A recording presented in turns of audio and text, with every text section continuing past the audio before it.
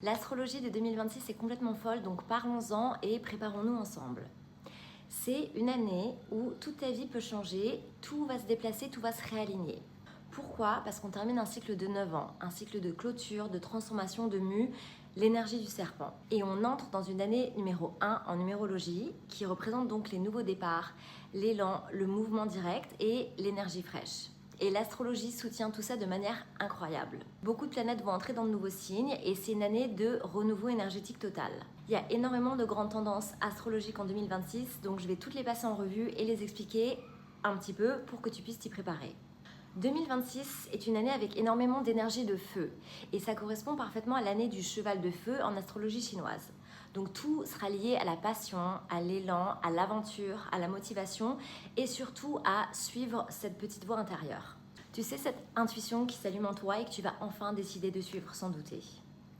Parmi les transits les plus importants, il y a l'entrée de Neptune en Bélier le 26 janvier et l'entrée de Saturne en Bélier le 13 février.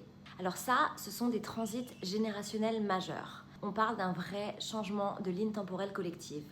Neptune en Bélier, c'est une renaissance de l'identité spirituelle. C'est le feu appliqué à la spiritualité.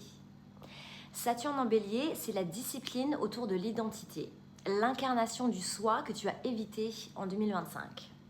Et le 20 février, Saturne et Neptune seront en conjonction exacte à 0 degré du Bélier.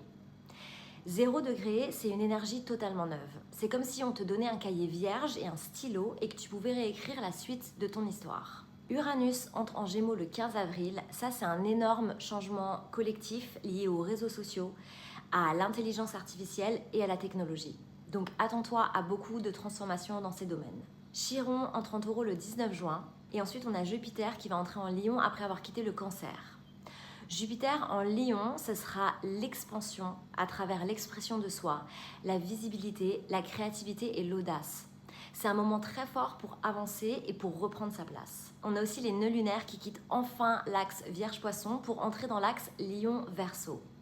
Donc on passe d'un travail intérieur de purification à une dynamique de visibilité et de présence dans le monde. En 2026, Mercure rétrograde uniquement dans des signes d'eau, d'abord en Poisson, puis en Cancer, puis en Scorpion. Ça, ce sera un travail profond sur l'intuition, le cœur, le subconscient, la perception intérieure. Et en même temps, 2026 est une année très orientée action et mouvement vers l'extérieur. Donc il y aura un équilibre très fort entre énergie féminine et énergie masculine.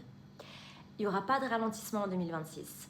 Les changements sont rapides, les bascules sont rapides. C'est pour ça qu'il est essentiel de connaître les